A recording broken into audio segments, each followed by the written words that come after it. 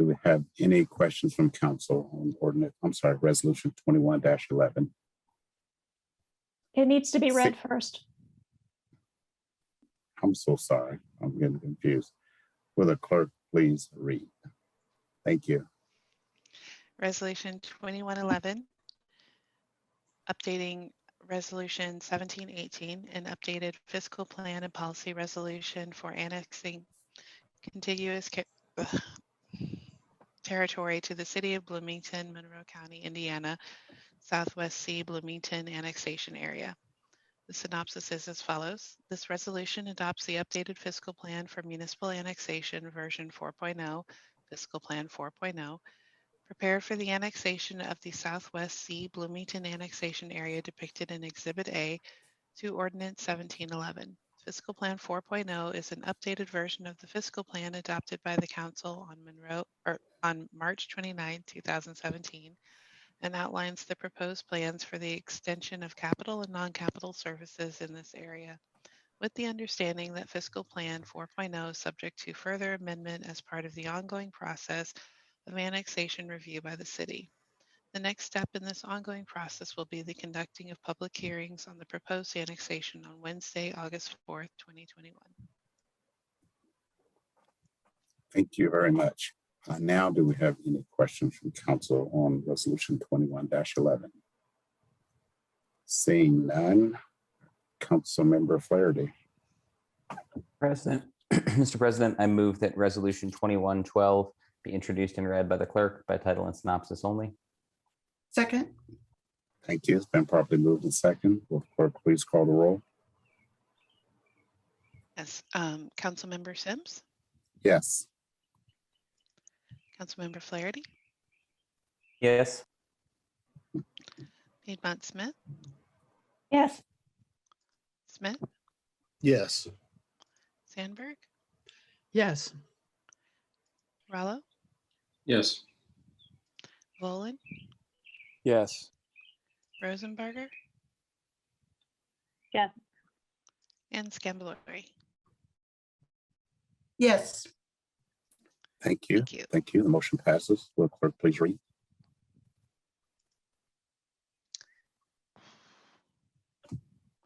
Resolution 2112, updating Resolution 1719, an updated fiscal plan and policy resolution for annexing contiguous territory to the city of Bloomington, Monroe County, Indiana, Southeast Bloomington annexation area. The synopsis is as follows. This resolution adopts the updated fiscal plan for municipal annexation version 4.0, fiscal plan 4.0, prepared for the annexation of the Southeast Bloomington annexation area depicted in Exhibit A to Ordinance 1712. Fiscal Plan 4.0 is an updated version of the fiscal plan adopted by the Council on March 29, 2017, and outlines the proposed plans for the extension of capital and non-capital services in the area, with the understanding that Fiscal Plan 4.0 is subject to further amendment as part of the ongoing process of annexation review by the city. The next step in this ongoing process will be the conducting of public hearings on the proposed annexation on Wednesday, August 4th, 2021. Thank you very much. Do we have any council questions on resolution 21-12? Seeing none, Councilmember Flaherty. Mr. President, I move that resolution 21-13 be introduced and read by the clerk by title and synopsis only. Second. Thank you. It's been properly moved and second. Will the clerk please take the roll? Councilmember Flaherty, Yes. Piedmont Smith, Yes. Smith, Yes. Sandberg, Yes. Rallo, Yes. excuse me, Volin, Yes. Rosenberger, Yes. Scambalori, Yes. and Sims. Yes. Thank you. Will the clerk please read? Resolution 2113, updating Resolution 1720, an updated fiscal plan and policy resolution for annexing contiguous territory to the city of Bloomington, Monroe County, Indiana, North Island, Bloomington annexation area. The synopsis is as follows.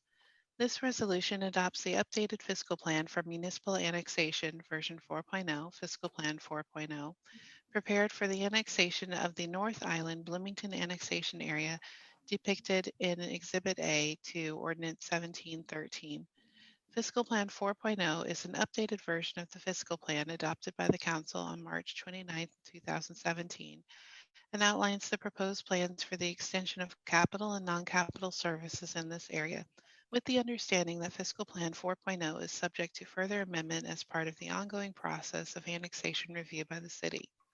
The next step in this ongoing process will be the conducting of public hearings on the proposed annexation on Wednesday, August 4th, 2021. Thank you very much. Do we have any questions from council? Seeing none, Councilmember Flaherty. Mr. President, I move that resolution 21-14 be introduced and read by the clerk by title and synopsis only. Second. Thank you. It's been properly moved in second. Will the clerk please call the roll?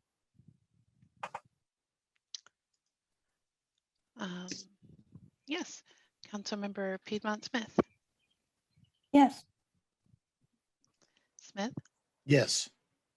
Sandberg, Yes. Rallo, Yes.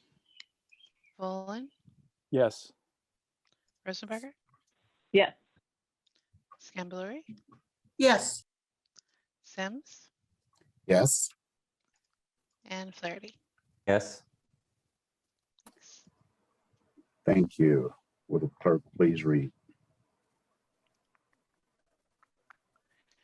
Resolution 2114, updating Resolution 1721, an updated fiscal plan and policy resolution for annexing contiguous territory to the City of Bloomington, Monroe County, Indiana, Central Island Bloomington annexation area. The synopsis is as follows. This resolution adopts the updated fiscal plan for municipal annexation version 4.0, fiscal plan 4.0, prepared for the annexation of the Central Island Bloomington annexation area depicted in Exhibit A to Ordinance 1714. Fiscal Plan 4.0 is an updated version of the fiscal plan adopted by the Council on March 29, 2017, and outlines the proposed plans for the extension of capital and non-capital services in this area, with the understanding that Fiscal Plan 4.0 is subject to further amendment as part of the ongoing process of annexation review by the City. The next step in this ongoing process will be the conducting of public hearings on the proposed annexation on Wednesday, August 4th, 2021. Thank you. Do we have any questions from council members? Resolution 21-14. Seeing none, Councilmember Flaherty. Mr. President, I move that resolution 21-15 be introduced and read by the clerk by title and synopsis only. Did I Second. hear? Okay, thank you. I'm sorry. It's been properly moved in second. Will the clerk please call the roll? Yes, Councilmember Smith, Yes. Sandberg, Yes. Rallo, Yes. Volin, Yes. Rosenberger, Yes. Scambalori, Yes. Sims, Yes. Flaherty, Yes. and Piedmont Smith. Yes. Thank you. Thank you. The motion passes. Will the clerk please read?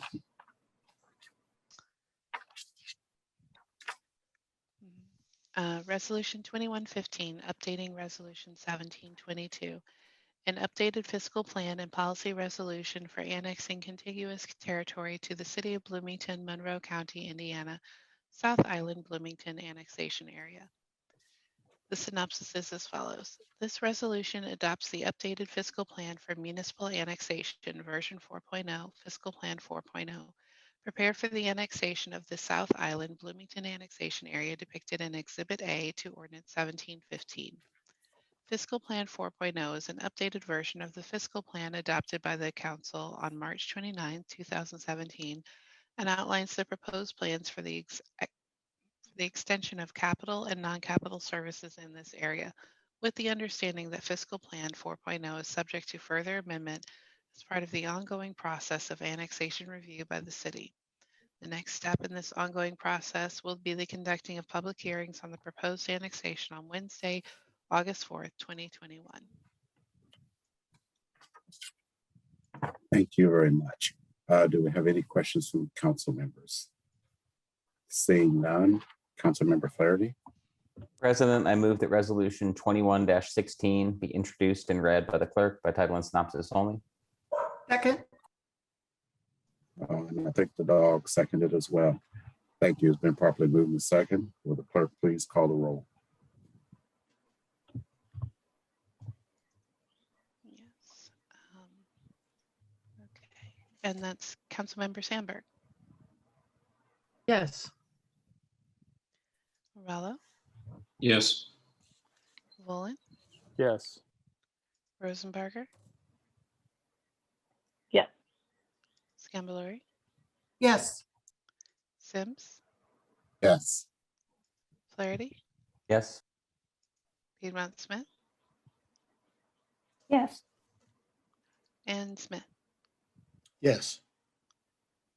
Thank you. Thank you. Will the clerk please read?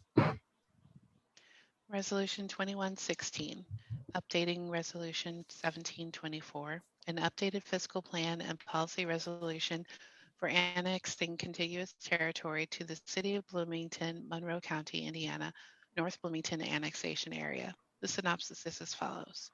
This resolution adopts the updated fiscal plan for municipal annexation version 4.0, fiscal plan 4.0, prepared for the annexation of the North Bloomington annexation area depicted in Exhibit A to Ordinance 1717.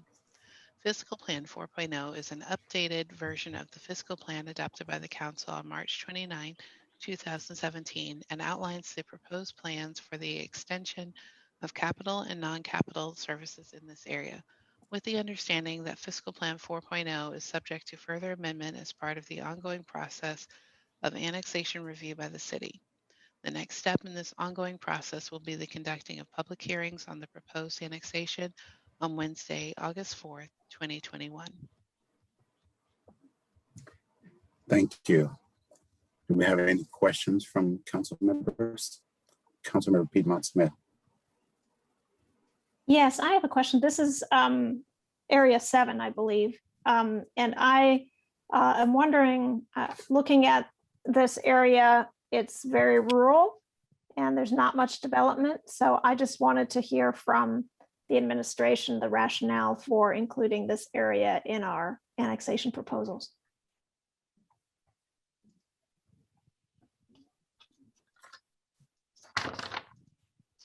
Is someone from administration prepared to answer that question?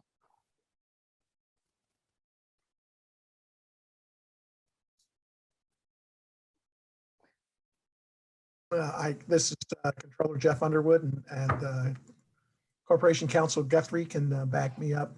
One of the ways that we looked at that as well, especially this particular area, was it's really a main gateway into the city, and the development of that area will be crucial to the impacts on the city as visitors and others come into that. So while it is more rural than other areas, we felt it was an important part of what people would consider the city of Bloomington. In fact, you see that welcome to the city of Bloomington sign as you come off on that entryway.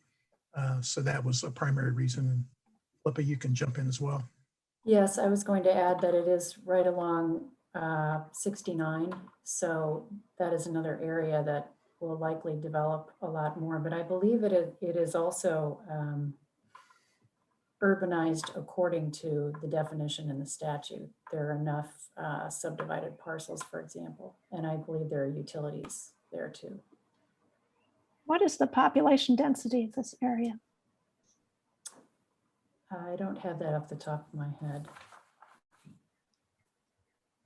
We can get it to you though. And so is this area, you mentioned I-69 and the exit, I assume that's the North Walnut Street exit. Somebody could come if they're heading south to Bloomington. Is that exit in this area or is that already part of Bloomington?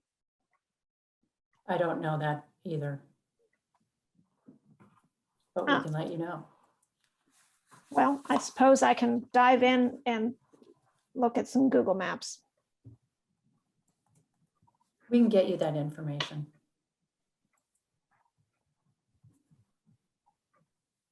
Thank you. Thank you. Councilmember Flaherty. Thank you. I had a related follow-up question about the varying definitions of urbanized. We had received a message from some residents in this area noting their population density is quite a lot below, if that figure is correct. But of course, we've heard tonight that there are other definitions of urbanized, one of them being that 60% or more of parcels have been subdivided. And it sounded like Ms. Guthrie thought that might qualify here. My question is, like, subdivided since when? I'm not sure. I hope that question makes sense. I don't know how far back we're looking in terms of when the subdivision needed to happen, because of course, I don't know, land use has changed over time. I'm not sure what that looked like 100 years ago, for instance. So does someone have an answer to that question? How subdivided is defined a little more specifically? I can, Steve Unger again from Bose McKinney and Evans. There are lots of definitions about what is or isn't subdivided. There have been a lot of litigation over what subdivided means in the annexation statutes. Generally, it is subdivided according to the zoning that applies to the area. So what I would look to is the county zoning ordinance generally would be one of the things I would look at, and how they define subdivided, and whether or not it meets the definition of subdivision there. That would be one factor. Also would look at the city's definition of subdivision. But I have seen arguments that, you know, getting back to everything subdivided back to when the state was laid out. And I think the Supreme Court has foreclosed that argument. But yeah, there is no single definition of what is subdivided, but probably the most compelling factor would be how it's defined in the zoning ordinance. Okay, thank you. And a brief follow-up. Could you remind us how whether or not an area is urbanized or not affects the ability for remonstrance, for people to through a certain threshold of remonstrances, opt out or change? Yeah. I mean, the urbanized is not a requirement, again, to move forward with an annexation or for an annexation to ultimately become effective. It only is an issue when you get into a remonstrance, which there's a lot of triggers that have to occur, including sufficient petitions for a remonstrance, and then you get into a trial. And then there are different paths that you can go down to approve an annexation, one of which is that it's needed and can be used for the city of Bloomington's development in the future. So there is a way through a remonstrance trial where even if area is not 60% subdivided or 3 persons per acre or zoned for commercial, business, or industrial use, that you can annex it if you should demonstrate that it's needed for your development. Okay, thank you. Something to dig into a little more. Appreciate it.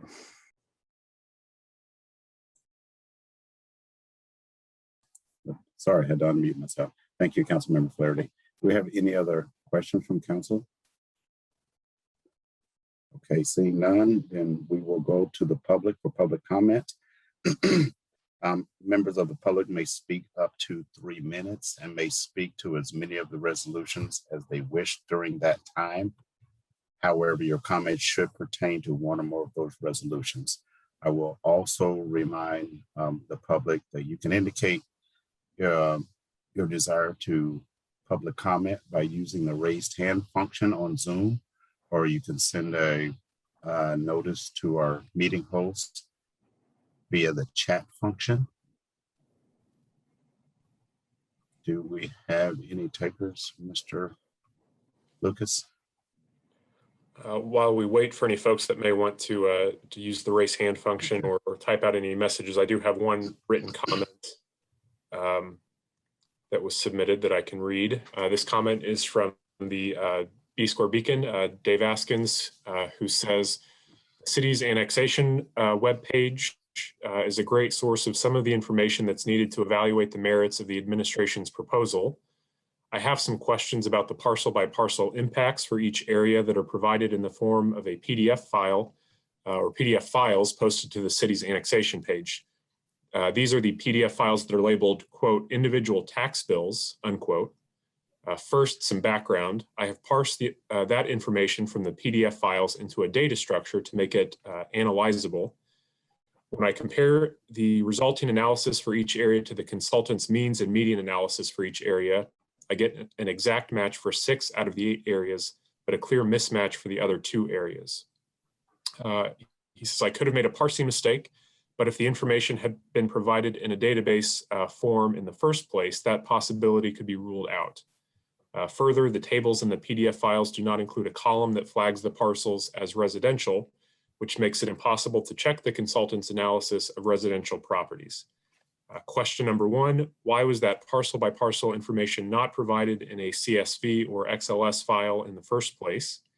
And question 2, is the City Council willing to make a formal request of the administration to have the consultant provide the individual tax bill information in a database format that includes all of the information it has available?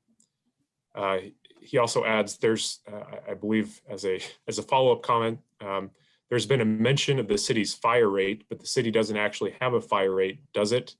The fire department has a budget that's funded from the general fund and from PS Lit. So talking about a fire rate really is really a way of translating the city's fire department budget into a property tax rate if there were a rate just for the fire department. Is that right? And if so, can the arithmetic for that calculation be shared at some point? Thanks. And that is the end of the written comment. I do have a message, and I'm not sure if Philip would like to, let me see.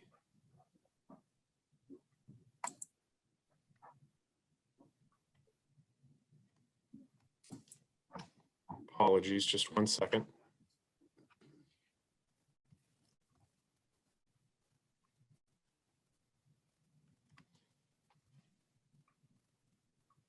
I believe we have a request from Philip Argenti, although I'm struggling to find, I don't know if his audio is connected or not.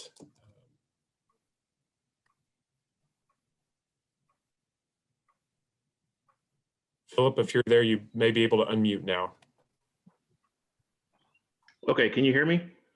Yes, we can. Go ahead. All right. You have 3 minutes. Thank you. All right, thank you. My name is Philip Argenti. I am, I believe I'm in Area 1B, and also a director on my neighborhood's HOA.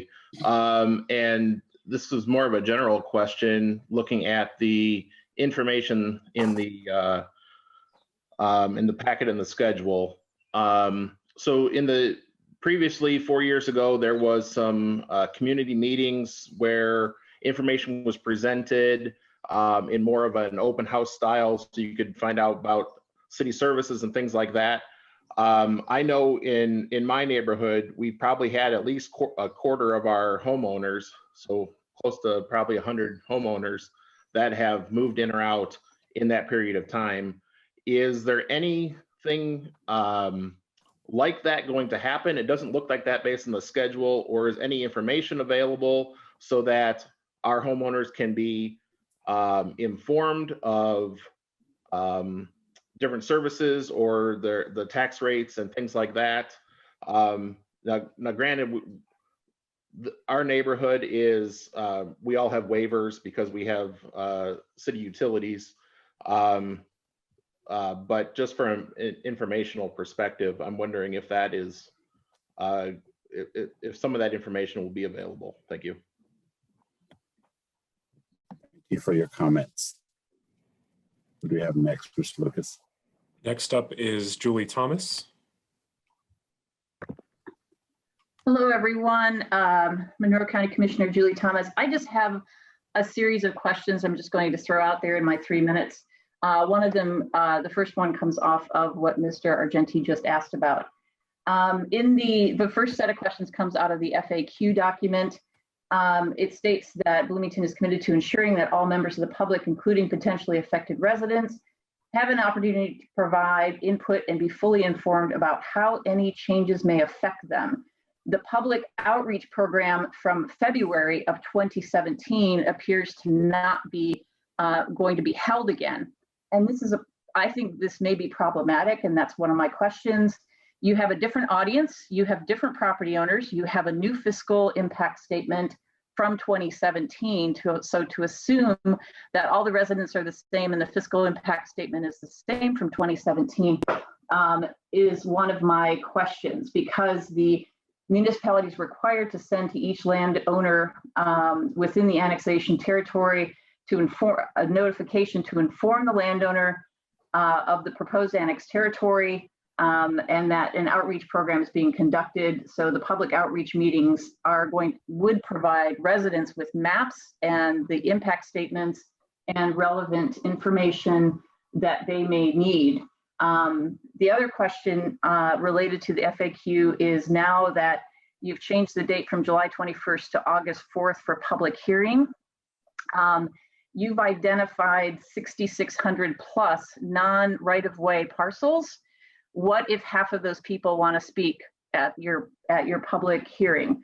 I'm not sure one day will be enough, and I would ask that you update your FAQ timeline as well to reflect this new information. On page 8, the penultimate FAQ, why were county residents in proposed annexation areas surveyed first?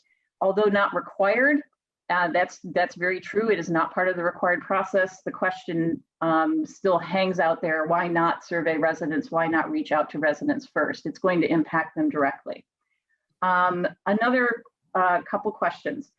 The information on the Monroe Fire Protection District is not updated to reflect the projected rates for 2024 pay 2025, and also the ISO rating, partly related to hydrants, which the county does not have, is also going to change over time, because the fire district just has been consolidating and working over the last few years. So I think some updated numbers would be useful, and it's certainly that rate that was presented is the highest starting rate, and the rates are projected to decrease. So I ask that you contact the Fire Protection District for that long-term information.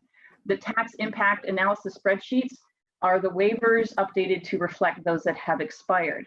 On page 10 of your general information packet, there's a note that 3,200 parcels are subject to sewer waivers, but it does not say how many of those are older than 15 years, meaning expired. There were also some issues with recording in the past. Hopefully those have been addressed.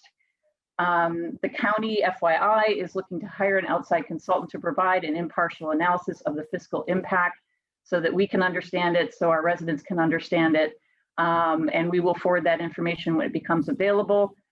One of the questions about the tax impact analysis spreadsheets as well, do the increased costs which appear on water bills for the city, fire protection and sanitation, are those included in the increased cost projected for individual parcel owners? On the PowerPoint, there was a note, county service area will decrease to offset impacts. Yes, this is true for things like motor vehicle highway and our road crews. However, county government utilizes its property tax revenue and its share of local income tax, which we would lose for the people who reside in an area if they're annexed. The county provides a wide range of services for the entire county, whether the resident lives in the town of Ellettsville, town of Steinsville, or the city, or whether they reside outside the towns or the city. So important services like, say, health, which has been pretty vital for us. But the largest expense the county government carries for the entire county is the criminal justice system, and that includes corrections, courts, and the jail. These expenses never decrease. Council Member Flaherty asked a great question about subdivisions. The great question, since when, subdivided since when? And to what extent is the other question, because if we have There are instances in county planning where we've taken 40 acres and the area parcel owner has asked to create 4 10-acre lots. So is that subdivision? That certainly doesn't seem urban. So I think they're sorry to speak so quick, but I wanted to get it in 3 minutes, and I appreciate your time. And hopefully these questions will be addressed soon. Thanks. Thank you for your comments, Commissioner Thomas. Who do we have next, Mr. Lucas? Next up is Jim Shelton. Good evening, Council. Hi, Jim Shelton. I have a question. I'm looking on page 95 of the report, overlapping units in the annexation areas. By the way, I'm on the county's redevelopment commission. Under the budget list, one of the items is TIF revenue. It indicates that the impact for an annexation is a negative $304,699. And then it says the city is considering funding reduction. As a member of the RDC, I don't understand that at all. That makes no sense at all, and given what's going on in the West Side TIF especially. And then the explanation of the calculation column has an entry that says separate spreadsheet. I can find no spreadsheet that provides any elucidation on what's going on with your item on the TIF revenue. And of course, nobody has yet talked to the RDC. So I would ask you to work with the administration and try to find out what that really means. And especially the West Side TIF, we're a little worried about making sure we can cover the payments for our bonds for what we're already doing. And we've got a project we need to do. So I really don't understand how the city thinks they're going to somehow reduce funding. So I'd appreciate somebody to, from the administration, to reach out to the RDC and try to, and maybe you guys from the council want to, and try to figure out what's going on with the TIFs. Thank you. Thank you for your comments, Mr. Shelton. Do we have anyone else, Mr. Lucas? Not that I see, no. Okay, thank you. We'll give it just a second.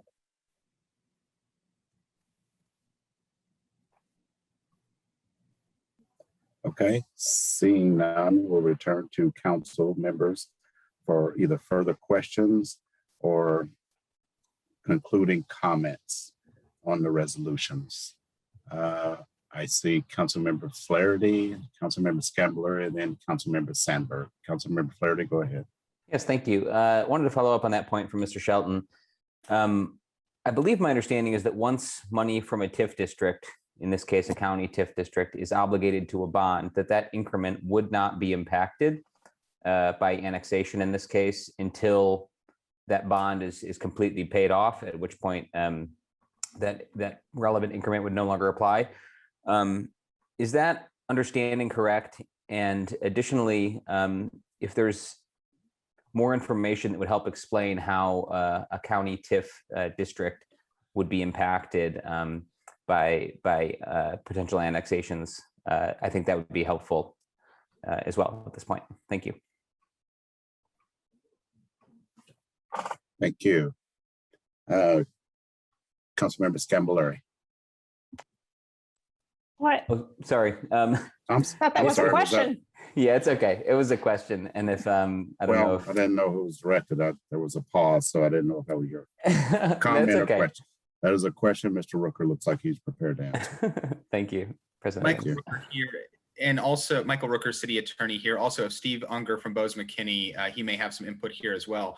I did want to mention that the city is planning to send representatives to the county's June 16th Redevelopment Commission meeting to talk exactly about annexation and the impact annexation would have on the county. But I believe you correctly represented, Mr. Flaherty, the situation if bonds have been issued. Steve, do you want to elaborate on that or comment on it at all? Yeah, I mean, and Mr. Stricker can address the calculation in the report and how exactly that's calculated. But I think the annexation doesn't make that county TIF go away. The county TIF continues to be there, continues to collect the increment as long as there are bonds outstanding. The County Redevelopment Commission would have to get the city's consent after annexation to issue new bonds from that TIF district, from the TIF area that the city annexes. So they would continue to collect all of the increment from the prior taxing units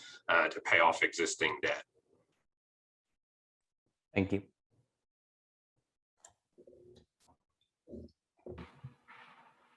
Tim Stricker here, Reedy Financial Group. It'll essentially work the way that Steve Unger said. As far as the detailed calculation, it's honestly too much in the weeds to really explain properly on this call. What we can do is I'll have one of the TIF experts in our firm kind of draft maybe a one-pager, and then we can make that available to the public if that's something the city would like. That might be helpful. And it sounds like if the RDC, the county RDC will be having a visit from the administration as well, maybe through that avenue. So thank you for your answer, Mr. Stricker, as well. Welcome. Thank you. Lost you guys for a second. I have a message that says my internet is unstable. But moving forward, I do believe, and thank you for your patience and question, Councilmember Flaherty. Councilmember Scambolari. Yes, thank you. A similar question about impact on revenues and impact on expenses. Perhaps this is for Mr. Underwood, but I'll defer to you on who's most appropriate. Could you talk about the relationship of lit dollars and how that might shift and for those areas that aren't annexed? And could you talk more about what analysis has been done in that regard? I will defer to Mr. Stricker, who performed those analyses.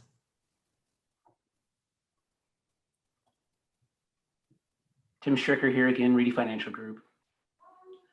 So income tax is really kind of on a 2 to 3 year delay, the way the calculation works. What happens is the way it's calculated at the state level is it takes your prior year levy and then the difference between the current year's income tax distribution and the previous year's income tax distribution. And then that's how your percentage of the total income tax available countywide, that's how it works for that particular year. So you'll get an adjustment that year when you, the first year when you adjust your levy, there's really no impact to lit. And then the second year, you'll have a partial impact. And then the third year, the full impact is in. But yes, it does reduce the percentage share for other units. So the city would receive a larger percent of the total income tax pool that's available. So in other words, those public safety lit dollars, additional dollars might come to Bloomington Police or Bloomington Fire and fewer dollars to Monroe Fire District, for example. As a percentage of the total, that's correct.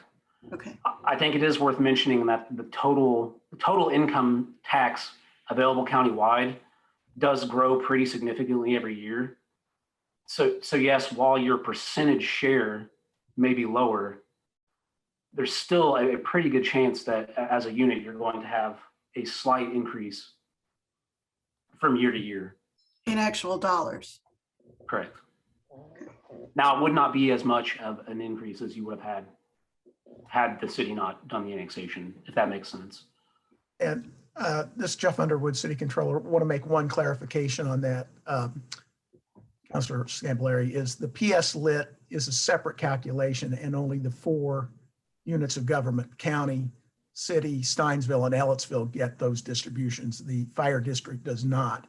They get what we call a certified share distribution, which goes to all the units of government except for the school system. So that would be impacted.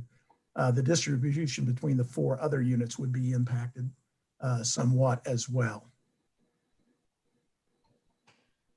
That's helpful. Thank you.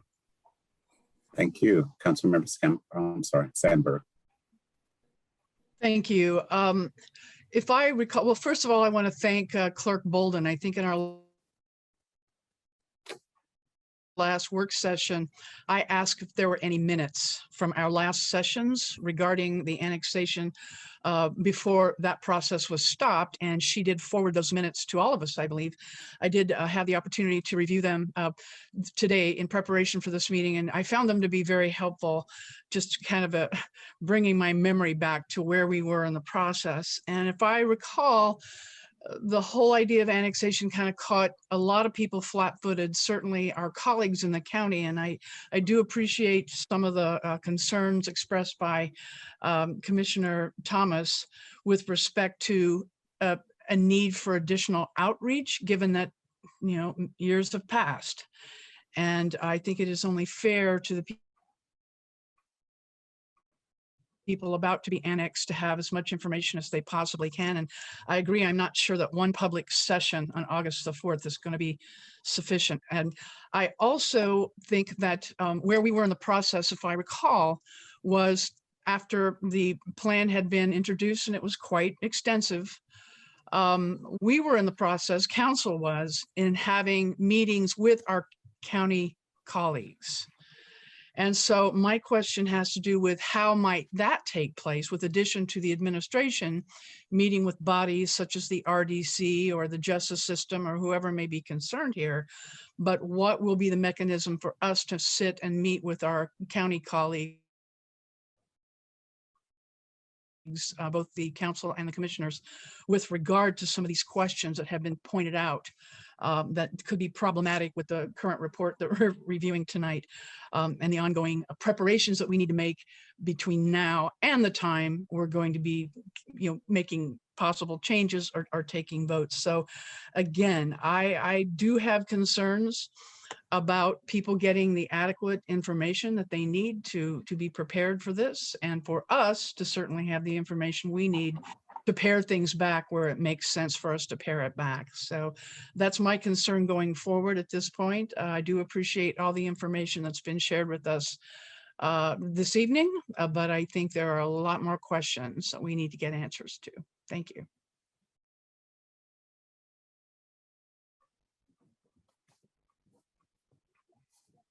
Thank you, Councilmember Sandberg. My internet is going in and out, so I did not miss you having a question or anyone responding, did I? No, okay. Not a question, just kind of a comment as we prepare for the next phase. Thank you. I think I heard most of it, but I'm going in and out. Councilmember Piedmont Smith. Yeah, I'd like to actually kind of turn Councilmember Sandberg's comment into a question and ask the administration what outreach plans they have in order for the people in the proposed annexation areas to get more information.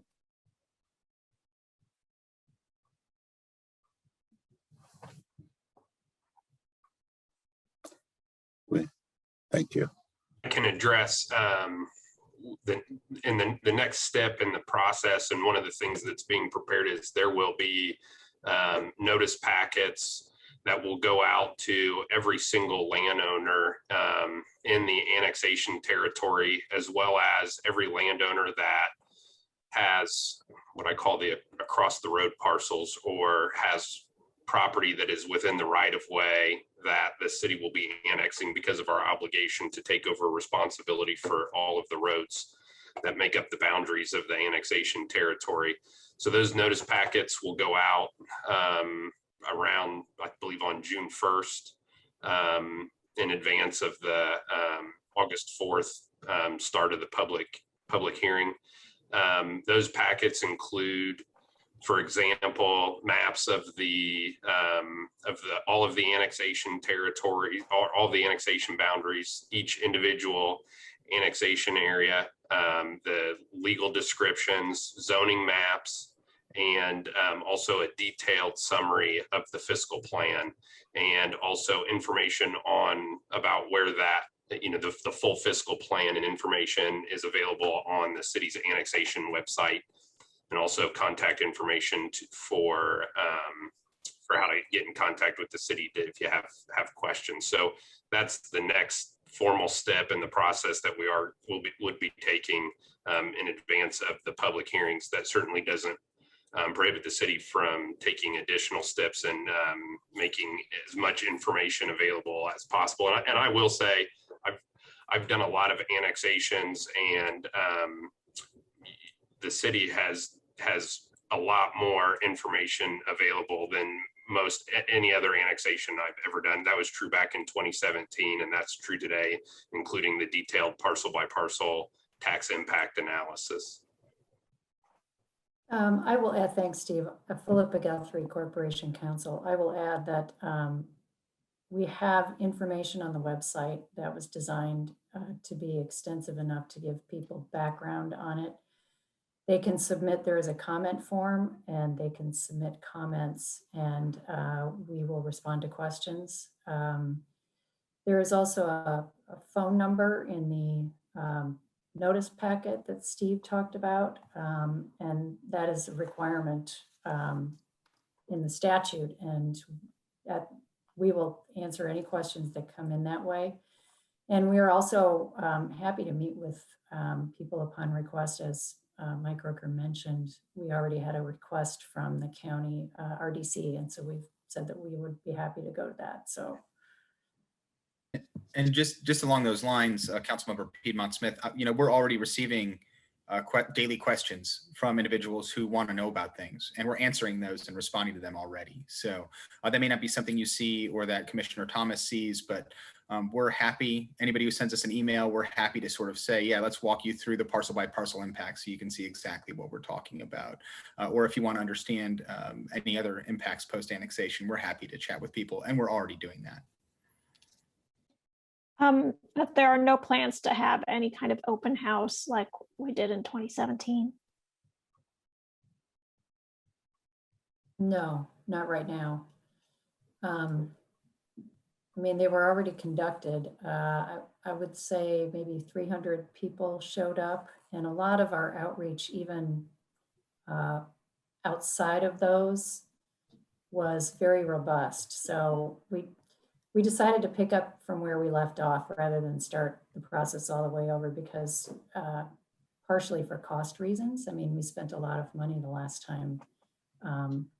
And so that was our decision. But as we said, we're happy to meet with anybody.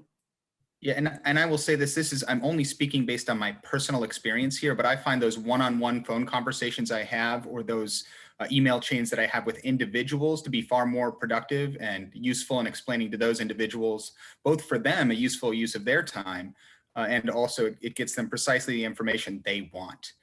So I found that to be a really useful way to do it, as opposed to, a giant group. So would you be willing to meet with county council constituents, if they have constituent meetings as members of the county council or county commissioners? Yes. That might be a good avenue. I might, just to let city council know, I've been in regular contact with county officials indicating interest in and willingness to meet anytime to talk about annexation, boundaries, fiscal impacts. We have regular meetings with leadership, and this has been a topic, knowing that the fiscal impact would be coming out, and we're ready to talk, and we were ready to talk before the fiscal impact about the boundaries, and have reached out to school corporation and library and others, and certainly those conversations have been productive from my perspective and helpful, and we're happy to have many more of those. Thank you. Thank you. Councilmember Boland. Yeah, can I ask how much did the update cost? I know that the cost of preparing the 2017 fiscal plan 3.0 was on the order, the total cost of preparing the data for annexation was on the order of $750,000. How much did the additional update for fiscal plan 4.0 cost the city, roughly?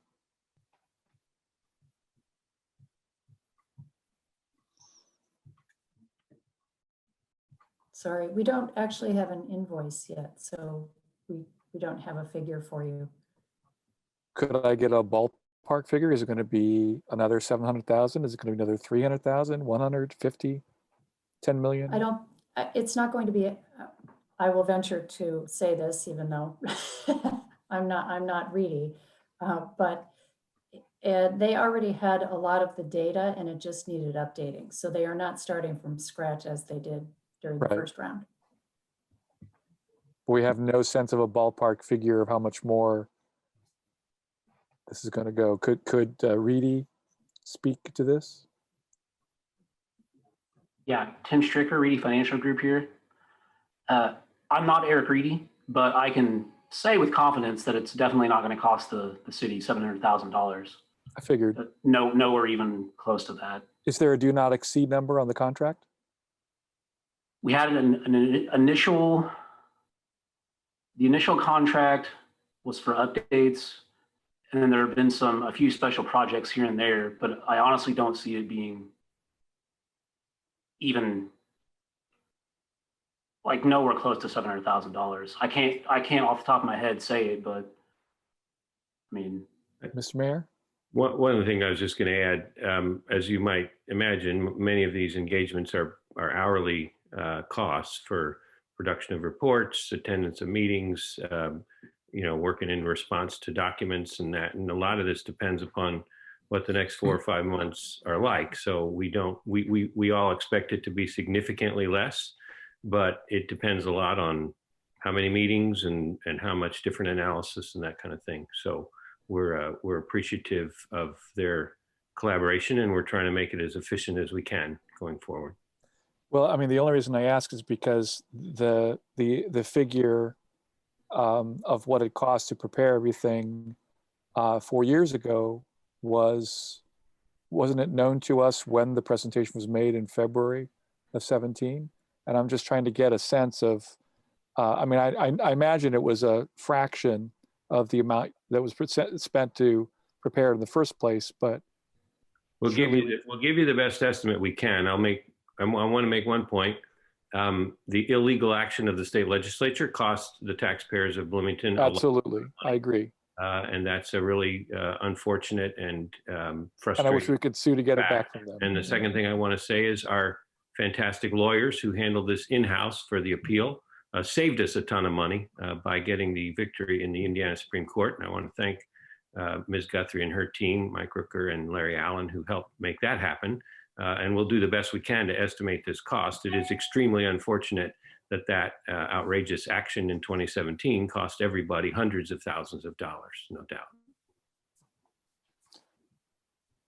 Thank you, but I look forward to that figure soon. Thank you all. Thank you. Do we have any final questions or, I'm sorry, further questions or final comments from council? Okay, Councilmember Piedmont Smith. I have a clarification question, and I'm sorry, I think I may have stepped out when maybe this was clarified earlier in tonight's meeting.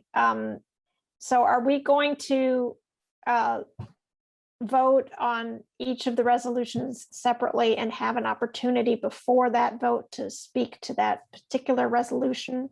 Or are you asking now for comments on any of these resolutions? Actually, we're asking for comments on any of these resolutions. And this is questions and then moving into concluding comments before we move on to vote. Okay, well then I'll make a comment if I may. And Councilmember Flaherty can correct me if I was wrong on that. No, I think that's right. I was going to say it wasn't entirely specified, and I think either would be appropriate, Councilmember Piedmont Smith, and in particular, if there was a brief explanatory sentence or two with regard to a particular resolution, by way of explanation of concern or just how you're voting, I think that would be appropriate at that time as well as we move through motions to adopt these resolutions. But now would certainly be appropriate as well. Well, I just want to express that I'm not in support of Area 7. I think it's too rural. It's undeveloped, been that way for a long time. And I just don't think the case has been made for Area 7 to be included. So I will be voting against that particular resolution. Thank you. Councilmember Flaherty. Sure, just some brief comments. Thank you again to all our presenters this evening for all your work on this and the expertise and answering questions.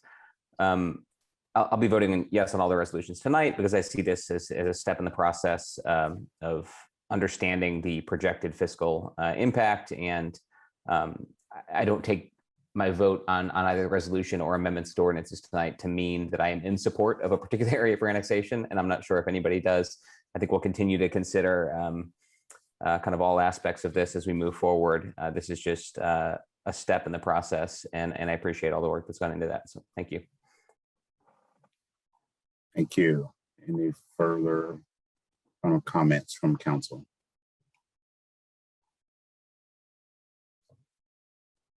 Okay. Okay. I'm just looking, make sure I don't miss anyone.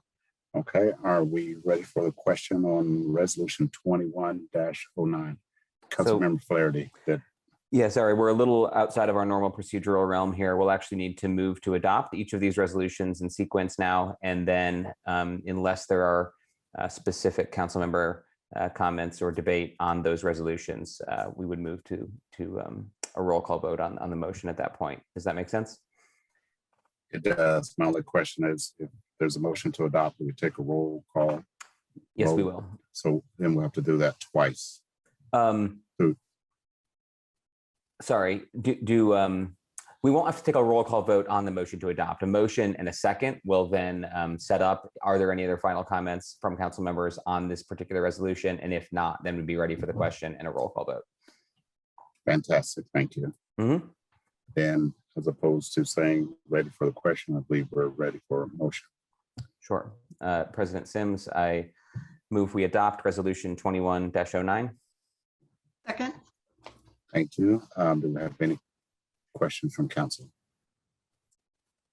Seeing none, will the clerk please call the roll? Resolution 21-09. Yes, council member. Can you actually get my sound? Yes, I hear you. There fine. we go. Okay, Councilmember Rallo, Yes. Volin, Yes. Rosenbarger, Yes. Scambaluri, Yes. Sims, Yes. Flaherty, Yes. Piedmont Smith, Yes. Smith, Yes. Danberg. Yes. Thank you. That motion passes 9-0. Councilmember Flaherty. Mr. President, I move that resolution 21-10 be adopted. Second. Thank you. It's been moved and seconded. Do we have any questions from council? Seeing none, will the clerk please call the roll? Councilmember Volin, Yes. Rosenbarger, Yes. Scambaluri, Yes. Sims, Yes. Flaherty, Yes. Piedmont Smith, Yes. Smith, Yes. Sandberg, Yes. Rallo. Yes. Thank you. Thank you. And that motion, resolution 21-10 is adopted 9-0. Councilmember Flaherty. Mr. President, I move that resolution 21-11 be adopted. Second. Thank you. It's been properly moved and second that we adopt resolution 21-11. Do we have any, pardon me, have any questions from council? Okay, will the clerk please call the roll? Councilmember Rosenbarger, Yes. Scambaluri, Yes. Sims, Yes. Flaherty, Yes. Piedmont Smith, Yes. Smith, Yes. Sandberg, Yes. Rallo, Yes. Volin, Yes. thank you. Thank you. Resolution 21-11 is adopted 9-0. Councilmember Flaherty. President Sims, I move that resolution 21-12 be adopted. Second. Thank you. It's been properly moved to second. Do we have any questions from council? Seeing none, will the clerk please call the roll? Councilmember Scambaluri, Yes. Sims, Yes. Flaherty, Yes. Piedmont Smith, yes, Smith, Yes. Sandberg, Yes. Rallo, Yes. Volin, Yes. Rosenberger, Yes. thank you. Thank you. Resolution 21-12 is adopted 9-0. Councilmember Flaherty. Mr. President, I move that resolution 21-13 be adopted. Second. Thank you. It's been properly moved and second. Do we have any questions from council? Seeing none, will the clerk please call the roll? Councilmember Sims, Yes. Flaherty, Yes. Piedmont Smith, yes, Smith, Yes. Sandberg, Yes. Rallo, Yes. Volin, Yes. Rosenberger, Yes. and Scambaluri. Yes. Thank you. Resolution 21-12 is adopted 9-0. Councilmember. Just a I'm quick sorry. correction. I believe that was resolution 21-13. Is that correct? Is that not what I said? I think you said 12, but I'm sorry. it's hard to put keep my- track. I've got a list Oh, going. no. I'm checking off. Oh, I put my 9-0 on 21-13, so I misspoke. Sorry about that. Thank you. Resolution 21-13 adopted 9-0. Councilmember Flaherty. Mr. President, I move that resolution 21-14 be adopted. Second. Thank you. It's been properly moved and seconded. Do we have any questions from council? Seeing none, will the clerk please call the roll on the resolution 21-14? Yes, Councilmember Flaherty, Yes. Piedmont Smith, yes, Smith, Yes. Sandberg, Yes. Rallo, Yes. Volin, Yes. Rosenberger, Yes. Scambaluri, Yes. and Sims. Yes. Thank you. Resolution 21-14 was adopted 9-0. Councilmember Flaherty. Mr. President Sims, I move that resolution 21-15 be adopted. Second. Thank you. It's been properly moved and second that resolution 21-15 be adopted. Do we have any questions from council? Seeing none, will the clerk please call the roll? Councilmember Piedmont Smith, yes, Smith, Yes. Sandberg, Yes. Rallo, Yes. Volin, Yes. Rosenberger, Yes. Scambaluri, Yes. Sims, Yes. and Yes. Flaherty. Thank you. Thank you. Resolution 21-15 was adopted 9-0. Councilmember Flaherty. Mr. President, I move that resolution 21-16 be adopted. Second. Thank you. It's been properly moved and second. Do we have any questions from council? Seeing none, will the clerk, I'm sorry, Councilmember Sandberg. And is this the one that includes area 7? Yes, Thank you. you're quite welcome. Any further questions on resolution 21-16? Seeing none, will the clerk please call the roll? Councilmember Smith, Yes. Stanberg, No. Rallo, No. Volin, Yes. Rosenberger, Yes. Scambaluri, Yes. Sims, Yes. Flaherty, Yes. and Piedmont Smith. No. Okay, Thank you. And resolution 21-16 is adopted 6-3. Okay, thank you all very much. And I read the note earlier in the summation of the agenda. And I'll read the note again. The following ordinances were first introduced at the March 29th, 2017 regular session. The council may consider technical amendments to each ordinance at tonight's meeting, but will not be able to vote on the ordinance themselves, which will be heard at a public hearing in August. Before we proceed, Councilmember Flaherty, if we're not going to vote for these, what is the procedure? I'm sorry, I should ask you. I'm sorry, Staff Member Lucas. My tongues are not working right.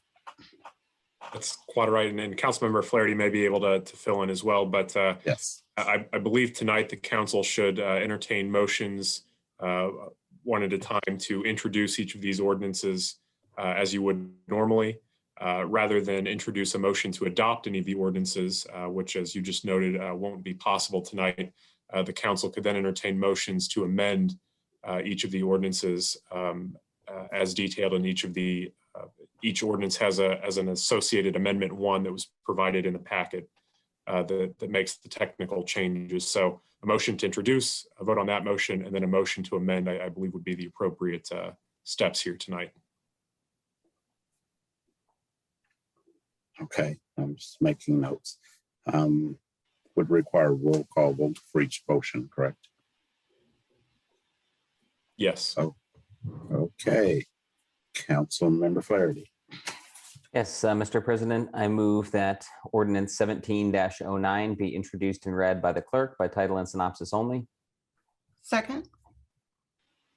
Thank you. It's been properly moved in second. Now, before I go further, Mr. Parliamentarian, we're not asking the clerk to read these again this evening, correct? We are, because these are ordinances that are distinct from the resolutions we've already heard title and synopsis for. Great, thank you very much. Unless I see Mr. Lucas, sorry, I may have something to add. Well, I've seen Mr. Unger pop up and Mr. Rooker now. They may have something to add here. Yeah, I just want to clarify these ordinances, it's important in terms of the timeline of the statute. These ordinances were already introduced in 2017. So it would just be helpful to clarify that for my purposes, that this is not an introduction of the ordinances. They are already introduced. It's simply an amendment to ordinances that were introduced in 2017. Councilmember Flaherty. Yeah, Mr. President, happy to weigh in. Just by way of explanation, at any reading of an ordinance, we introduce and read the ordinance. So first reading, second reading, third reading, it doesn't matter. So yes, these ordinances as numbered were introduced in 2017. This is an introduction at another reading in order to consider amendments. Thank you very much. So it's been properly moved and seconded to introduce this motion. Will the clerk please, I'm sorry, ordinance 17-09. Will the clerk please call the roll?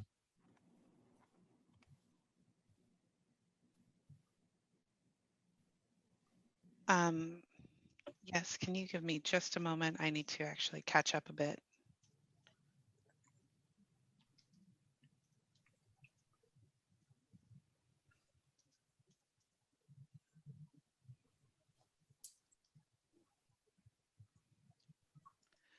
Okay, so Councilmember Sandberg? Yes. Rallo? Yes. Folin? Yes. Rosenberger? Yes. Scambalori, Yes. Sims, Yes. Flaherty, Yes. Piedmont Smith, Yes. and Steve. Yes. Thank you. That motion to introduce pass. Will the clerk please read?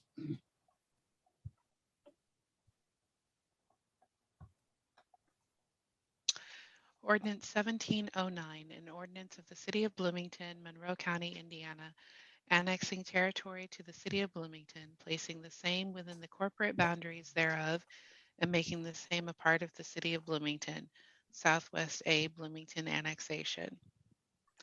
The synopsis is as follows. Upon adoption, this ordinance would take various steps necessary for the annexation of the Southwest A Bloomington Annexation area, which is depicted in Exhibit A and attached to this ordinance.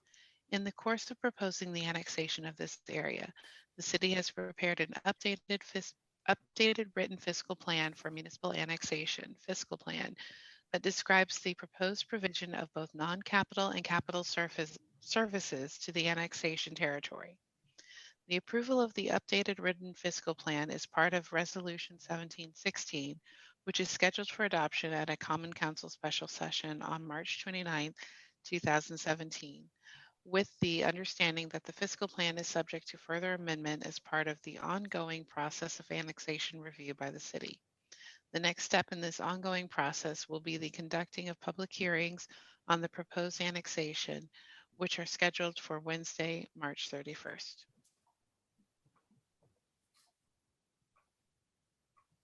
Thank you. Do we have any questions from council? Mr. Yes. Mr. President, now that we've read the title and synopsis, I'd like to move Amendment 1 to Ordinance 1709.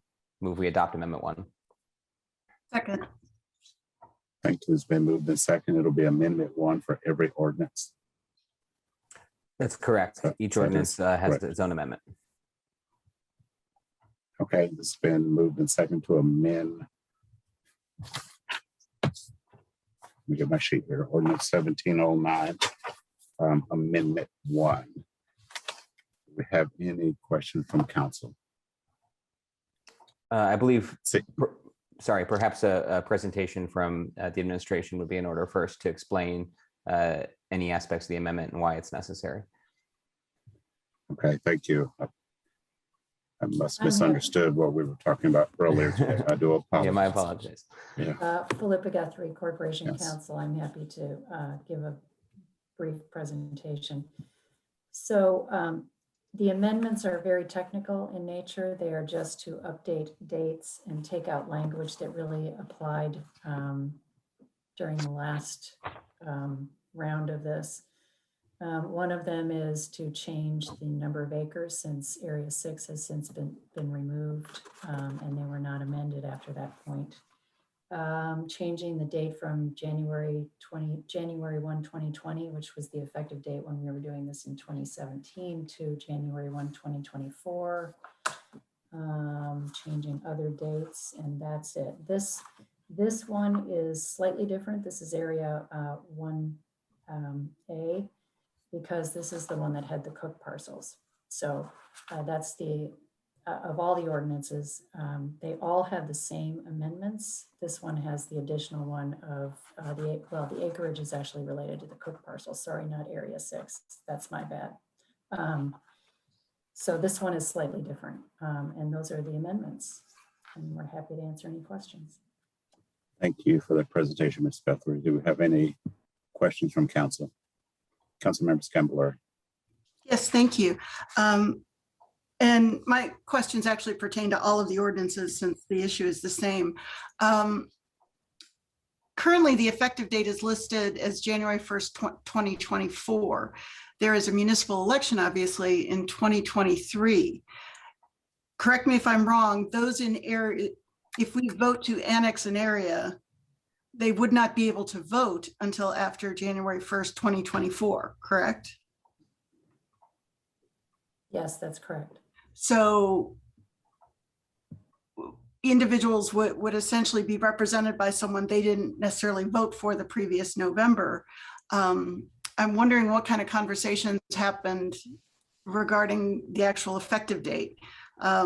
Is there a reason we went with 24 instead of 23? Could you comment on that? Go ahead, Mike. Looks like you wanted to say something. I was just going to jump. I thought you were going to answer it, but. Oh, well, I can answer it. We considered 2023, but we wanted to add as much time as possible under the statute for a transition period for both the city and the residents who may ultimately be annexed. And we can't go beyond that because there's a limit of 3 years. That's as far as you can go out. So, and we're halfway through a year now. So we didn't feel it was advisable to shorten that transition period, I guess is the answer. Okay. The maximum permissible extension you can have or delay you can have in the effective date is 3 years. So if we're looking at 1/1 dates, that was the longest time away. And as Corporation Counsel Guthrie explained during her presentation, we wanted to give residents as much time in those annexation areas to think about annexation and to give city staff as much time as possible to prepare to provide services to those areas. So that's why we selected the longest effective date legally permissible. And so just to nudge a little further on that point, what is the extra year? What kinds of things would the extra year allow us to do? And I'm speaking of the city right now. Well, for example, hire additional staff who will be needed to service the areas and the increased services. I mean, we're taking on, we would be taking on a lot of road mileage, 80 plus miles. We're going to need more, employees in public works, so that kind of thing. Okay. Anything besides staffing up? Capital expenditures. Yeah, it's the whole, basically the costs a lot of the costs that show up in the fiscal plan, it gives us time to ramp up to those services. And again, I'm sure my colleagues are tired of hearing me talk about solutions and trade-offs. So the trade-off is we would get more time to actually ramp up, staff up for public safety or for road crews or whatever. But there are individuals who would not necessarily be able to vote on the person who would represent them just a few months later. And I don't want to get things out of order. I think the more important point, as opposed to, while it also gives the city time to ramp up, the more important point is it delays the tax impact on those individuals in the annexation areas by a year. So, so that if folks were to say, hey, I don't want to be part of the city, they would have more time to have the option of making that choice and selecting a different place to live. Or if they want to think about the tax impact, they have more time to get ready for that. Everybody has more time to get ready for it, including the overlapping units. So. Okay, that's helpful. Thank you. Thank you. Do you have any further questions from council? Councilmember Bowling. Well, did the administration think about the impact of redistricting? The result is going to be that we're going to need to redistrict for 2023 only, and then we'll have to redistrict again in 2023 for 2024. I mean, if we began the annexation in 2023, one map will be good for the next 10 years. What does the administration say to that? The annexation ordinances do address the redistricting requirement.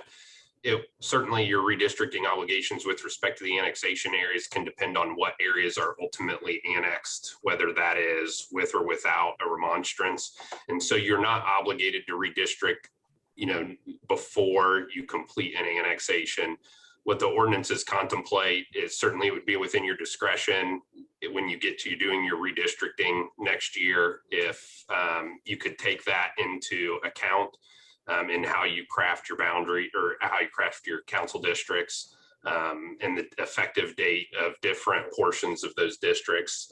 But yes, it would be something, certainly to the extent that the annexation impacts the population factors and they get above the 10% and all those things, you can be required to redistrict if you haven't addressed it before the effective date of the annexations. Well, I appreciate that answer. As the author of the previous redistricting bill, I can attest to how difficult it was. I mean, we literally went through 16 different maps. That it's an ordeal that takes the better part of a year for a reason. So, you know, if you're suggesting that we anticipate what the new districts should look like, I mean, we're going to have our hands, or at least we've now have an independent commission, but they're going to have their hands full doing an entire redistricting for what's going to be one election, 1 year. And so that's, but I mean, all that comes after we know whether or not the areas get it redistricted. The process doesn't really happen until 2022. So that's why I'm asking what the administration thought about this as part of their thinking. And just to clarify, you know, and I think Mayor Hamilton said something similar to this earlier, we never intended to have an effective date of 2024. You know, that was a consequence of course, the state legislature giving us a 4-year timeout, and here we are. We'd always intended to give residents as much time as possible to anticipate the annexation, as much time as legally permissible to anticipate the annexation. And the Supreme Court ruled on the date they happened to rule. And so there we are. Okay, thank you. Thank you. Any further, Councilmember Piedmont Smith? Yeah, just to follow up on that. So the 3 years is from what date? The 3-year maximum time period before annexation takes effect? From the date of adoption. So if we adopt this in October of 2021, we could actually have it effective in October of 2024, right? Or does it always have to be January 1st? It does not have to be, but for planning purposes, it's easier to line it up with the assessment date, which is January 1.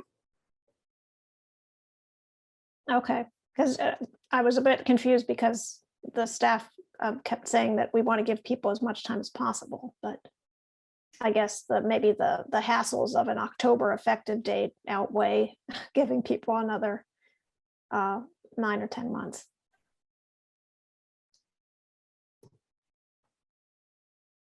I guess Sorry, that's is that it. a question? Or, okay, I'm sorry. People can contradict me if I'm wrong, but I guess not. Okay, you have anything else? Thank you, Councilmember Piedmont Smith. Any more questions from council? Okay, seeing none, we'll go to public comment. If we have any, if you have any public comment on Ordinance 17-09, motion to amend, please indicate by using the raised hand function via Zoom, or you can send our meeting host a note on chat indicating your desire to speak. You will be allowed 3 minutes, and your comments again are on Ordinance 17-09, motion to amend 1. Do we have any takers, Mr. Lucas?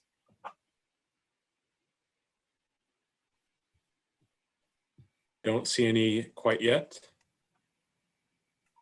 Okay, seeing none, we'll go back to council for any concluding comments. I spoke just a moment too early. No, actually, you were too late. Go ahead. Who do we have? I've got a written comment from Dave Askins with the B-Square Beacon. I take this as a comment he'd like me to read. The comment reads, "It sounds like it's legally possible for the effective date to be November 1st, 2023. Is that correct?" And that is the comment. Okay, thank you. Do we have anyone else?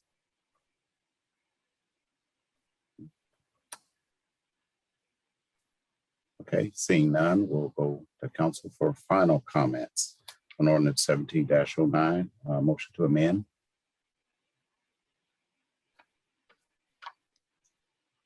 Okay, I think it's proper for me to say, are we ready for the question? Councilmember Piedmont Smith, I'm sorry. Go ahead.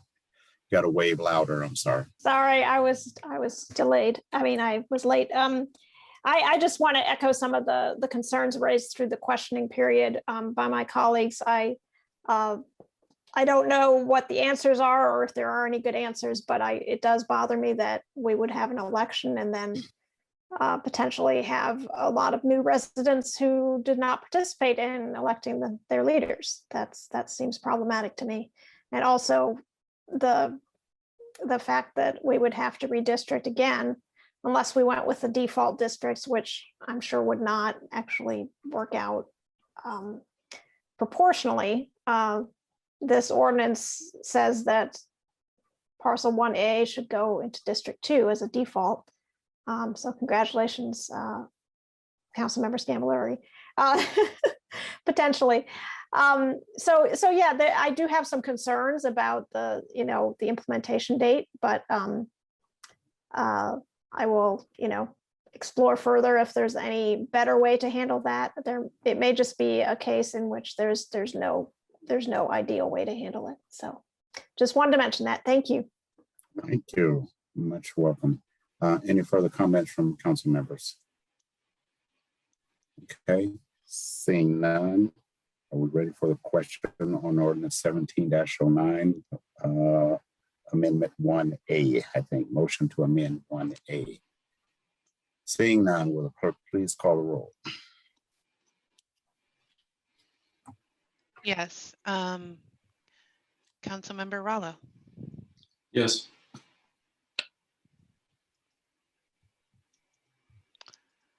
Volin. Yes. Rosenbarger. Yes. Scambolari. Yes. Sims. Yes. Flaherty. Yes. Piedmont Smith. Yes. Smith. Yes. And Sandberg. Yes.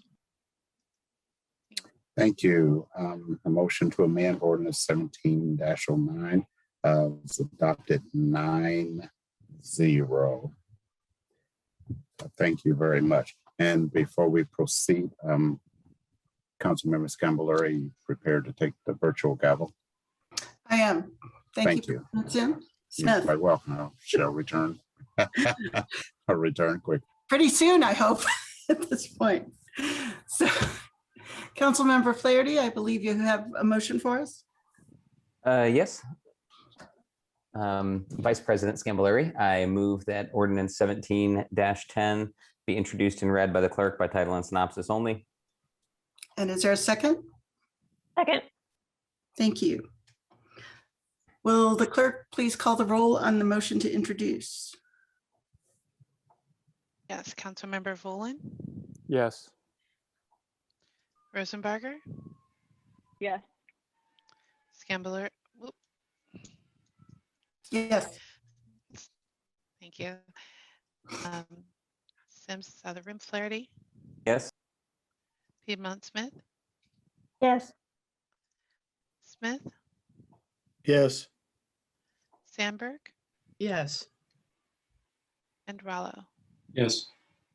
Thank you. And then that passes 801. Will the clerk please read? Just so you know, Councilmember Scambolari, that's actually 800 since Councilmember Sims is out of the room and he didn't pass. Thank you for correcting me. 800. Ordinance 1710, an ordinance of the City of Bloomington, Monroe County, Indiana, annexing territory to the City of Bloomington, placing the same within the corporate boundaries thereof, and making the same a part of the City of Bloomington, Southwest B, Bloomington Annexation. The synopsis is as follows. Upon adoption, this ordinance would take various steps necessary for the annexation of the Southwest B, Bloomington Annexation area, which is depicted in Exhibit A and attached to this ordinance. In the course of proposing the annexation of this area, the city has prepared an updated written fiscal plan for municipal annexation fiscal plan. that describes the proposed provision of both non-capital and capital services to the annexation territory. The approval of the updated written fiscal plan is part of the is part of Resolution 1717, which is scheduled for adoption at a Common Council special session on March 29, 2017, with the understanding that the fiscal plan is subject to further amendment as part of the ongoing process of annexation review by the city. The next step in this ongoing process will be the conducting of public hearings on the proposed annexation, which are scheduled for Wednesday, May 31st. Thank you. Thank you. Councilmember Flaherty. First, yeah, just a point of information, I guess, which is meant to be a question for council staff, perhaps, to verify, and for the public's benefit. The synopses that are being read for these ordinances are included in the amendments. So the amendments that we are considering to these ordinances also update the synopses to reflect updated resolutions and dates. So when the clerk is referencing dates like May 31st, for instance, that is a reference to 2017, and the amendments themselves contain updates to those dates. Is that correct, Mr. Lucas? Yes, I believe so. Okay, I just wanted to clarify that for the public because it may have been confusing. And with that, I would like to move we adopt Amendment 1 to Ordinance 1710. And is there a second? Second. Thank you. It's been moved and seconded. Is there staff? Do we have staff members with us who would like to present on this? Philip Guthrie, Corporation Counsel. Ms. Guthrie, please go ahead. I don't have a lot to say because I'll just be repeating myself. This is the same technical amendments to this ordinance, minus the parcels that were removed in 1A. So 1B, it's changing the dates, removing language from 2017 that doesn't really apply anymore, and changing the names of who is the name of who is the president of the council, but that's really all it is. Okay, thank you. With that, let's come back to council. Are there questions?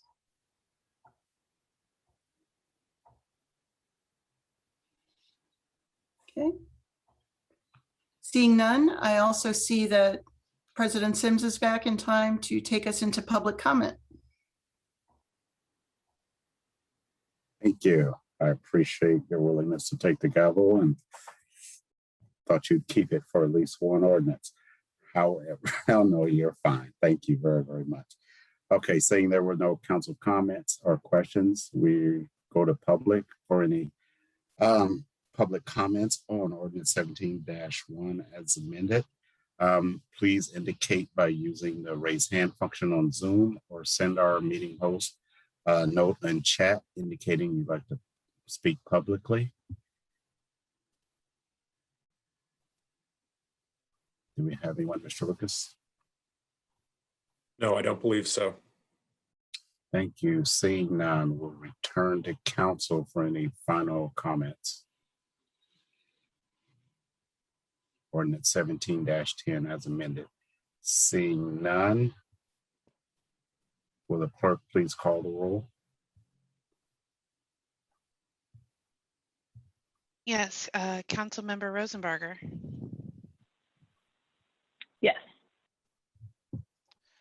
Scambaluri, Yes. Sims, Yes. Flaherty, Yes. Piedmont Smith, Yes. Smith, Yes. Sandberg, Yes. Rallo, Yes. and Volin. Yes. Thank you all very much. Ordinance 17-10 as amended, adopted 9-0. Councilmember Flaherty. Yeah, just a quick clarification that it's just the amendment that's adopted, not the ordinance. I'm sorry. To make sure everyone's clear.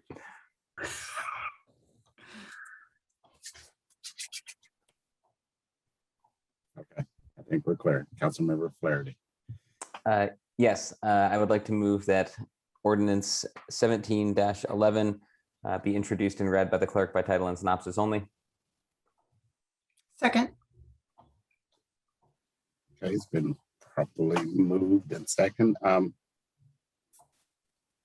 I to understand that the administration, Ms. Guthrie, have no intentions to present on any of the other ordinances because it's all the same thing? Yes, that's correct. If that's all right with all of you. I think it's fine with me. Mhm. Councilmember Flaherty or Mr. Lucas? I was just going to note that we need to take a roll call vote on the motion to introduce, but I think the question was useful to ask. So I think just got ahead of myself a little bit. Will the clerk please call the roll, please?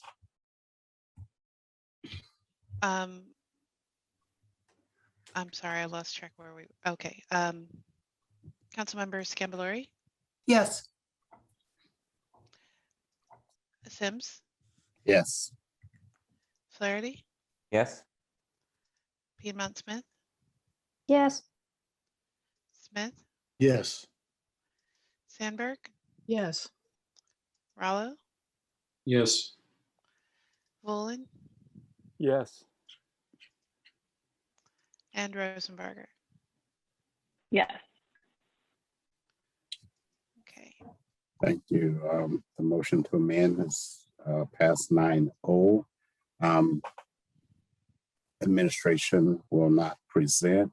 Just yes. Point of clarification. That was the motion to introduce Amendment 1, not the motion to adopt. It was a motion to introduce the ordinance, not the amendment, and we'd now be ready for a reading. Excuse me. Yes, it's late. Thank you very, very much. Will the clerk please read? Yes. Ordinance 1711, an ordinance of the City of Bloomington, Monroe County, Indiana, annexing territory to the City of Bloomington, placing the same within the corporate boundaries thereof, and making the same a part of the City of Bloomington, Southwest C, Bloomington annexation. The synopsis is as follows. Upon adoption, this ordinance would take various steps necessary for the annexation of the Southwest C Bloomington annexation area, which is depicted in Exhibit A and attached to this ordinance. In the course of proposing the annexation of this area, the city has prepared an updated written fiscal plan for municipal annexation fiscal plan that describes the proposed provision of both capital and non-capital and capital services to the annexation territory. The approval of the updated written fiscal plan is part of Resolution 1718, which is scheduled for adoption at a Common Council special session on March 29, 2017, with the understanding that the fiscal plan is subject to further amendment as part of the ongoing process of annexation review by the city. The next step in this ongoing process will be the conducting of public hearings on the proposed annexation, which are scheduled for Wednesday, May 31st.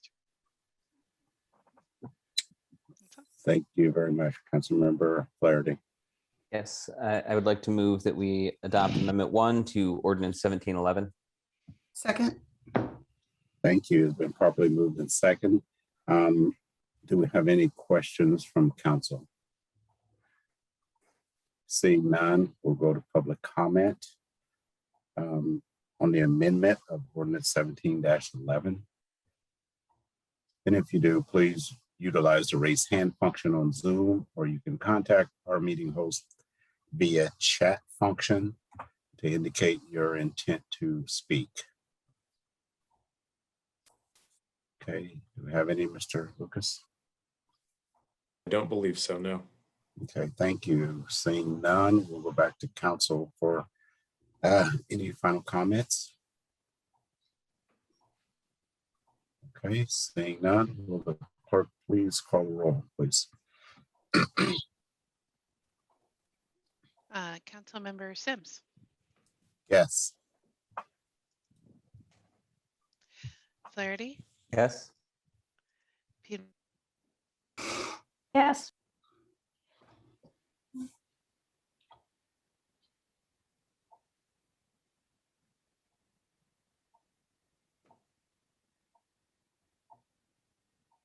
Are you there, Clerk Bowden?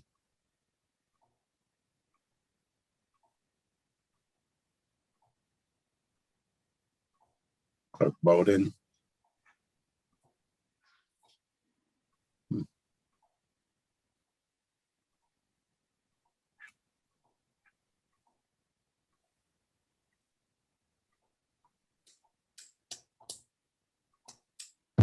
Maybe she's trying to. Are you there, Clerk Bowden?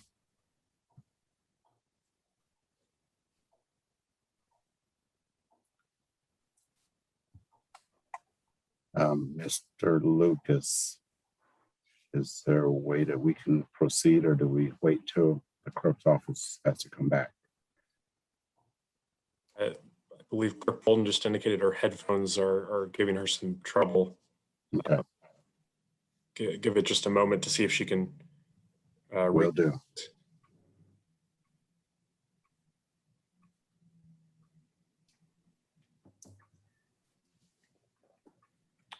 While we're waiting, I'll just make a quick procedural note if it's okay with you, Mr. President Sims.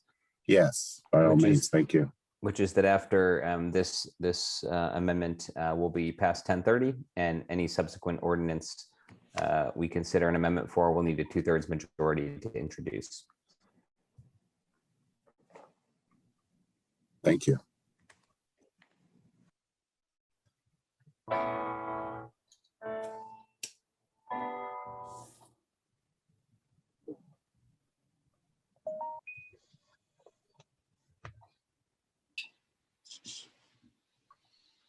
Okay. No. Whoa, that was loud. And I'm not certain if you can hear me now. Yes, we can hear you now. Yes. Great, my apologies for that pause. I believe I left off with Councilmember Piedmont Smith. Yes. Thank you. Smith, Yes. Sandberg, Yes. Rallo, Yes. Volin, Yes. Rosenbarger, Yes. and Scambalori. Yes. And thank you all again for your patience. Thank you. That amendment passed 9-0. Councilmember Flaherty, I will entertain a motion. Yes, Mr. President, I move that ordinance 17-12 be introduced and read by the clerk by title and synopsis only. Second. I'm sorry, I'm trying to keep up. We're on 17-12 now. That's correct. Okay, I know. I'm getting behind. I thought we had 4. Okay, let me correct that. Thank you. It's been properly moved in second. Will the clerk please call the roll? Yes, Councilmember Flaherty, Yes. Piedmont Smith, Yes. Smith, Yes. Sandberg, Yes. Rallo, Yes. Volin, Yes. Rosenbarger, Yes. Scambalori, Yes. and Sims. Yes. Thank you. That passes. Will the clerk please read? Ordinance 1712, an ordinance of the City of Bloomington, Monroe County, Indiana, annexing territory to the City of Bloomington, placing the same within the corporate boundaries thereof, and making the same a part of the City of Bloomington, Southeast Bloomington annexation. The synopsis is as follows. Upon adoption, this ordinance would take various steps necessary for the annexation of the Southeast Bloomington annexation area, which is depicted in Exhibit A and attached to this ordinance. In the course of preparing the annexation of this area, the city has prepared an updated written fiscal plan for municipal annexation fiscal plan that describes the proposed provision of both non-capital and capital services to the annexation territory. The approval of the updated written fiscal plan is part of Resolution 1719, which is scheduled for adoption at a Common Council special session on March 29, 2017. with the understanding that the fiscal plan is subject to further amendment as part of the ongoing process of annexation review by the city. The next step in this ongoing process will be the conducting of public hearings on the proposed annexation, which are scheduled for Wednesday, March 31st. Thank you. Councilmember Flaherty. Yes, I move that we adopt Amendment 1 to Ordinance 17-12. Second. Thank you. It's been properly moved in second.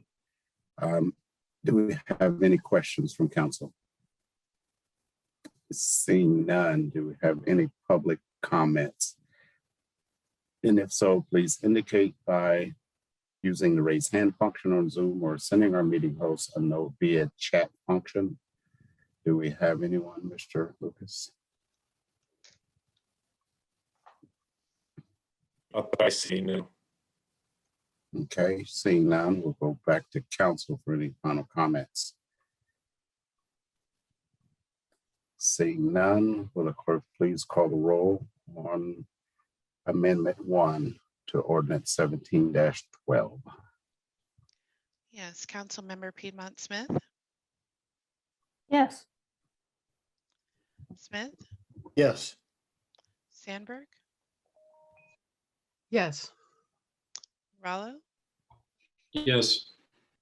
Bolin, Yes. Rosenbarger, Yes. Scambaluri, Yes. Sims, Yes. and Flaherty. Yes. Thank you. Thank you. And that amendment is passed 9-0. Before we go any further, Councilmember Flaherty, you mentioned about 10:30 and a motion to continue.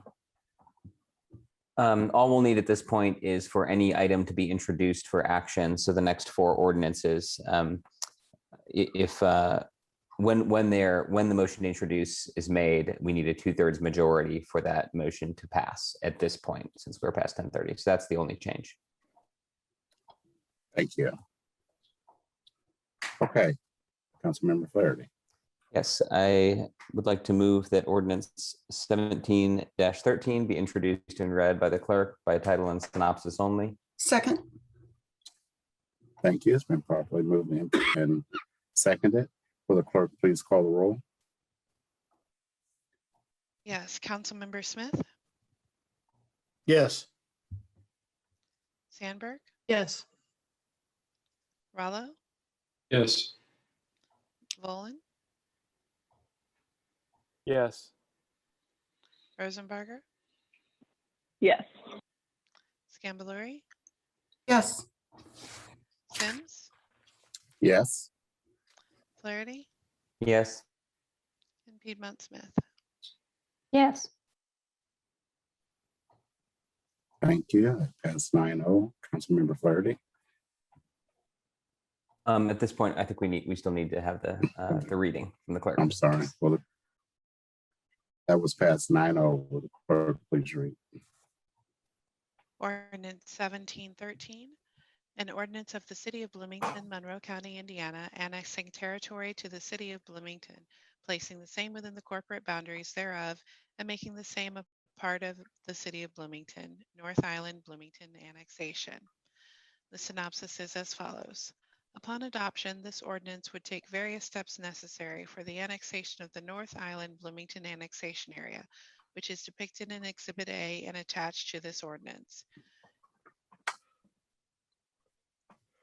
In the course of proposing the annexation of this area, the city has prepared an updated written fiscal plan for municipal annexation, fiscal plan, that describes the proposed provision of both non-capital and capital services to the annexation territory. The approval of the updated written fiscal plan is part of Resolution 1720, which is scheduled for adoption at a Common Council special session on March 29, 2017, with the understanding that the fiscal plan is subject to further amendment as part of the ongoing process of annexation review by the city. The next step in this ongoing process will be the conducting of public hearings on the proposed annexation, which are scheduled for Wednesday, May 31st. Thank you. Councilmember Flaherty. Yes, I move that Amendment 1 to Ordinance 17-13 be adopted. Second. Thank you. It's been properly moved and seconded. Do we have any questions from council? Seeing none, we'll now move to public comment. Do you see anyone, Mr. Lucas? I do not know. Okay, seeing none, we'll go back to council for any final comments. Seeing none, will the clerk please call the roll? Yes, Councilmember Sandberg.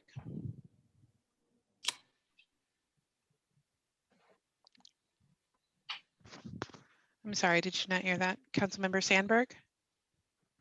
Yes. Rallo? Yes. Volin? Yes. Rosenbarger? Yes. Scambaluri? Yes. Sims? Yes. Flaherty? Yes. Piedmont Smith? Yes. And Smith? Yes. Thank you.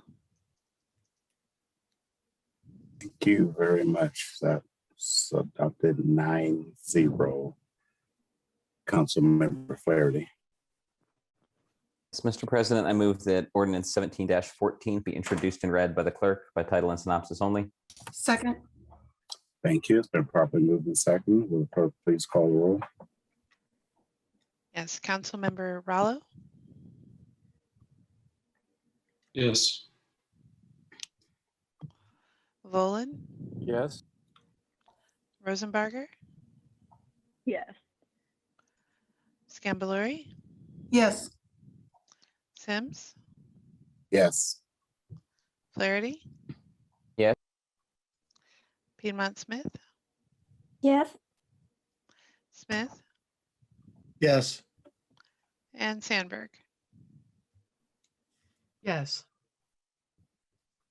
Thank you. Pass 9-0. Will the clerk please read? Ordinance 1714, an ordinance of the City of Bloomington, Monroe County, Indiana, annexing territory to the City of Bloomington, placing the same within the corporate boundaries thereof, and making the same a part of the City of Bloomington, Central Island, Bloomington annexation. The synopsis is as follows. Upon adoption, this ordinance would take various steps necessary for the annexation of the Central Island, Bloomington annexation area, which is depicted in Exhibit A and attached to this ordinance. In the course of proposing the annexation of this area, the city has prepared an updated written fiscal plan for municipal annexation, fiscal plan, that describes the proposed provision of both non-capital and capital services to the annexation territory. The approval of the updated written fiscal plan is part of Resolution 1721, which is scheduled for adoption at a Common Council special session on March 29, 2017, with the understanding that the fiscal plan is subject to further amendment as part of the ongoing process of annexation review by the city. The next step in this ongoing process will be the conducting of public hearings on the proposed annexation, which are scheduled for Wednesday, May 31st. Thank you. Councilmember Flaherty. Yes, I move that we adopt Amendment 1 to Ordinance 17-14. Second. Thank you. Been properly moved and second. Do we have any questions from council? Seeing none, we'll go to public comment. We'll remind everyone to use the raise hand function in Zoom or send our meeting host a note through chat to indicate you would like to speak. Do we have any takers, Mr. Lucas?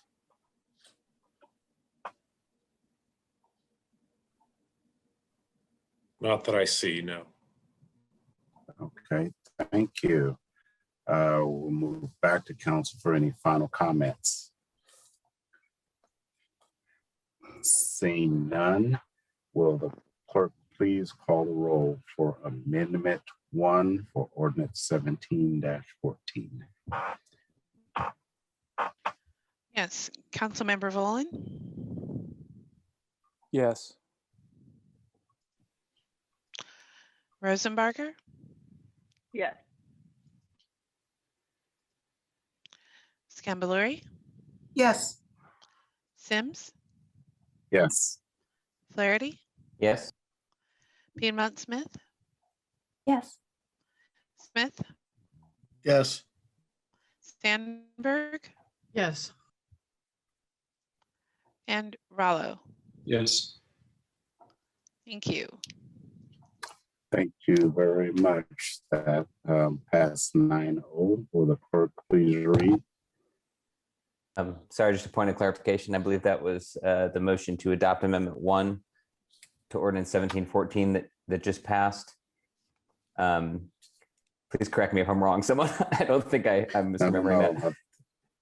No, we went to a public meeting. Clerk, please read. That was, so that passed 9-0, the amendment.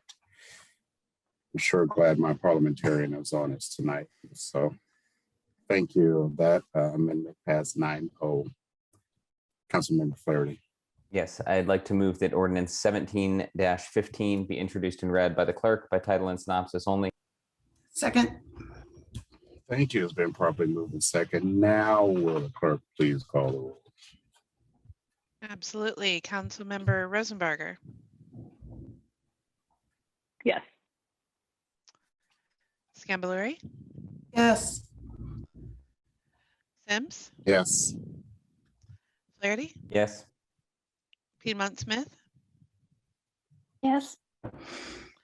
Smith, Yes. Sandberg, Yes. Rallo, Yes. and Volin. Yes. Thank you. That motion passed 9-0. Will the clerk please read? Yes, Ordinance 1750, an ordinance of the City of Bloomington, Monroe County, Indiana, annexing territory to the City of Bloomington, placing the same within the corporate boundaries thereof, and making the same a part of the City of Bloomington, South Island, Bloomington Annexation. The synopsis is as follows. Upon adoption, this ordinance would take various steps necessary for the annexation of the South Island, Bloomington Annexation area, which is depicted in Exhibit A and attached to this ordinance. In the course of proposing the annexation of this area, the city has prepared an updated written fiscal plan for municipal annexation, fiscal plan, that describes the proposed provision of both non-capital and capital services to the annexation territory. The approval of the updated written fiscal plan is part of Resolution 1722, which is scheduled for adoption at a Common Council special session on March 29, 2017, with the understanding that the fiscal plan is subject to further amendment as part of the ongoing process of annexation review by the city. The next step in this ongoing process will be the conducting of public hearings on the proposed annexation, which are scheduled for Wednesday, May 31st. Thank you. Councilmember Flaherty. Yes, I move that Amendment 1 to Ordinance 17-15 be adopted. Second. Thank you. It's been properly moved in second. Do we have any questions from council?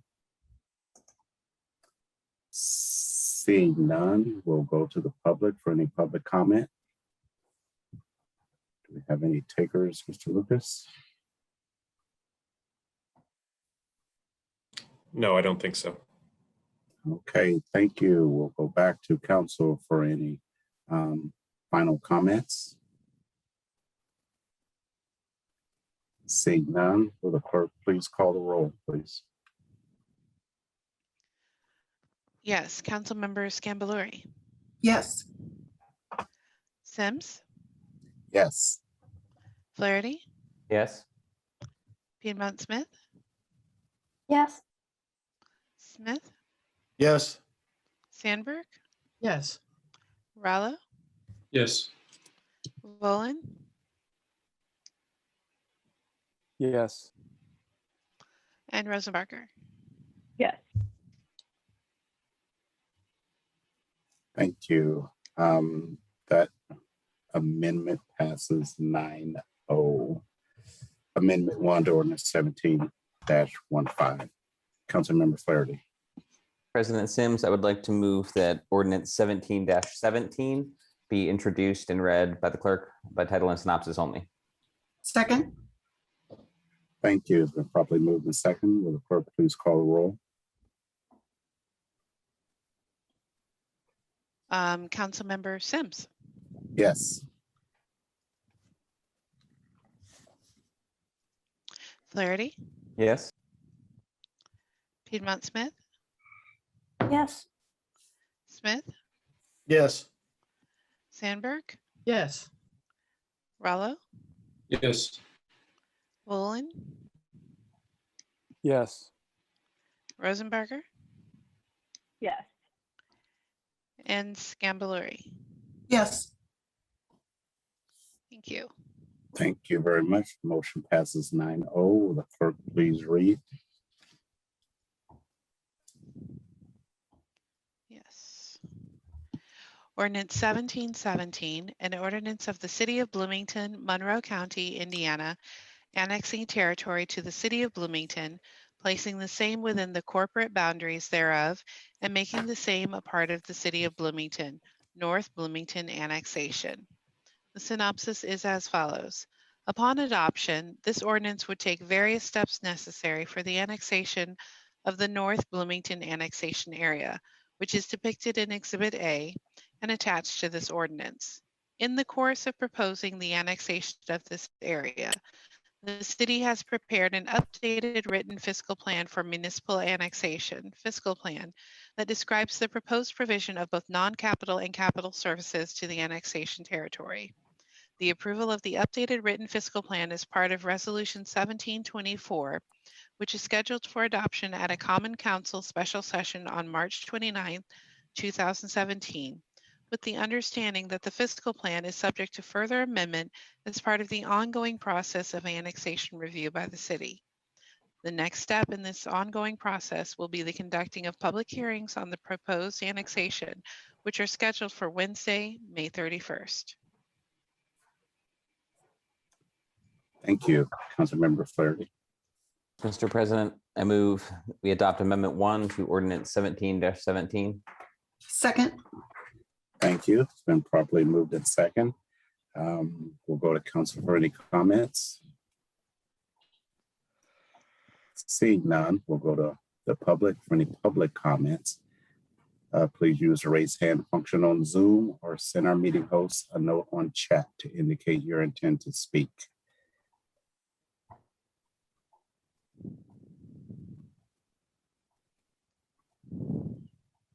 No takers, Mr. Lucas? No, I don't believe so. Hey, thank you. Seeing none, we'll go back to council for any final comments on this amendment. Okay, seeing none, will the clerk please call the roll? Councilmember Flaherty, Yes. Piedmont Smith, Yes. Smith, Yes. Sandberg, Yes. Rallo, Yes. Wolin, Yes. Rosenbarger, Yes. Scambaluri, Yes. and Sims. Yes. Thank you. Thank you all. Amendment 1 for ordinance 17-17 passes 9-0. And that completes our business for second readings and resolutions. We do have legislation for first reading. Councilmember Flaherty. Mr. President, I move that Ordinance 21-30 be introduced and read by the clerk by title and synopsis only. Second. Thank you. It's been properly moved and second. Will the clerk please call the roll? Yes, Councilmember Piedmont Smith, Yes. Smith, Yes. Sandberg, Yes. Rallo, Yes.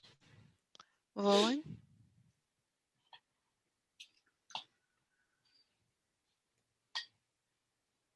Yes. Rosenbarger, Yes. Scambalori, Yes. Sims, Yes. and Flaherty. Yes. Thank you. Thank you. Will the clerk please read? Ordinance 2130 to amend Title 16 of the Bloomington Municipal Code entitled Residential Rental Unit and Lodging Establishment Inspection Program. The synopsis is as follows.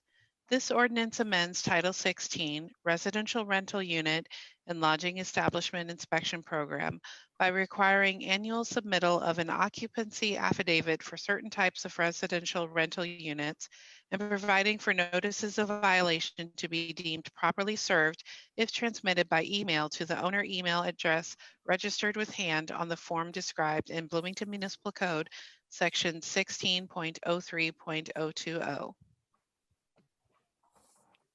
Thank you very much. And if there's no objections from my colleagues, I'd like to refer ordinance 21-30 to the Housing Committee. The meeting is set for May 26th and will begin at 5:45 p.m. It's next Wednesday. Seeing no objections. Okay, it's set. Moving down to the agenda, we now have additional public comment. A maximum of 25 minutes is set aside for this section. Do we have anyone looking to speak? Mr. Lucas, I will remind folks, if you have anything, or I'm sorry, would like to participate in public speaking on items not on the agenda, please use the raised hand function in Zoom or send our meeting host a note in chat to indicate your intent to speak.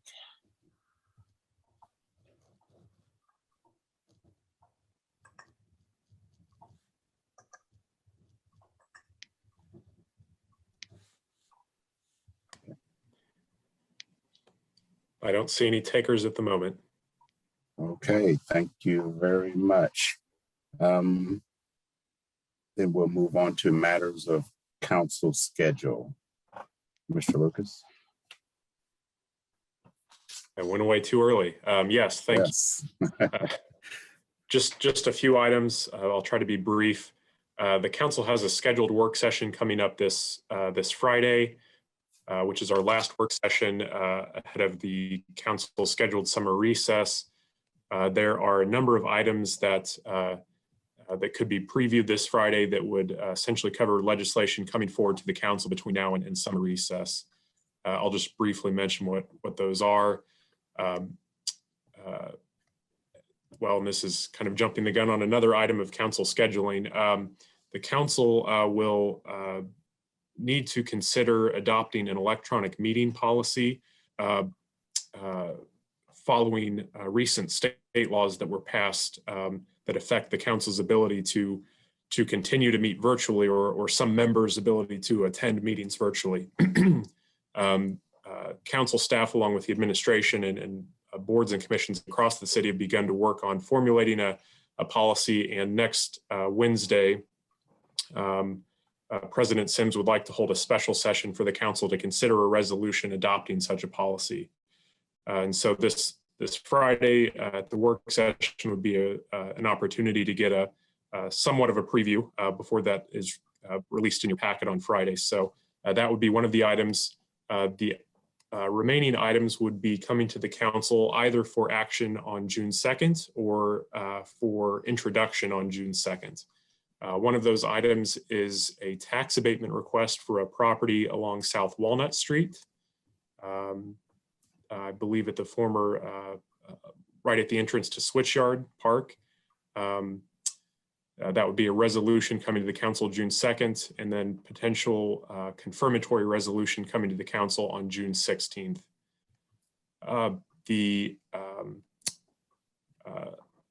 Another resolution for action on June 2nd would be a resolution extending the term of Ordinance 2011, which is an ordinance the council passed last June to request suspension of certain sign and sidewalk regulations to allow for the Kirkwood Street closure. The administration and ESD would like the council to consider an extension of that ahead of your recess, and that can be accomplished by resolution. So that will be coming to you all on June the 2nd and could also be previewed this Friday.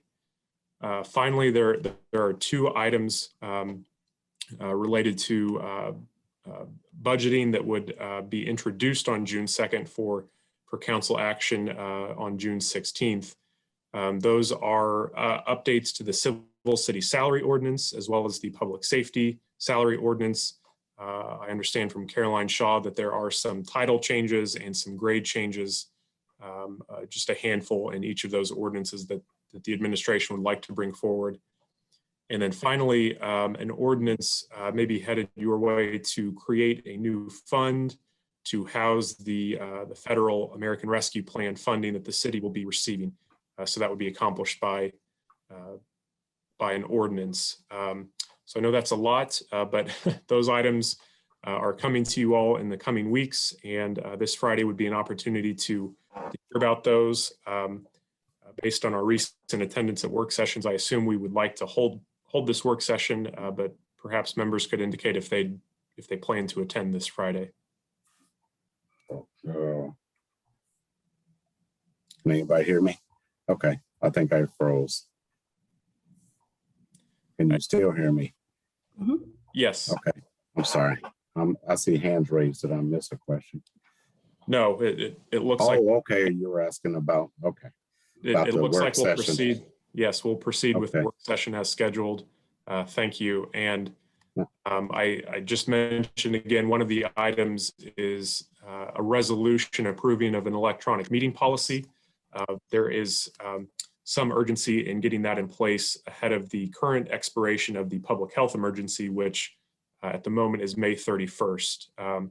So to have that in place before the end of May, Councilmember Sims would like to schedule a special session for next Wednesday following the Housing Committee meeting. That can be done by motion of the council. I believe Councilmember Sims would like that to start at 7 p.m. next Wednesday. So if there's a motion in that regard, that would be appropriate now.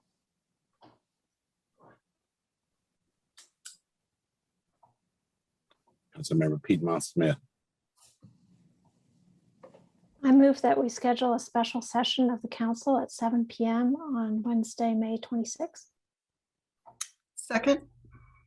Thank you. It's been properly moved in second. Will the clerk please call the roll?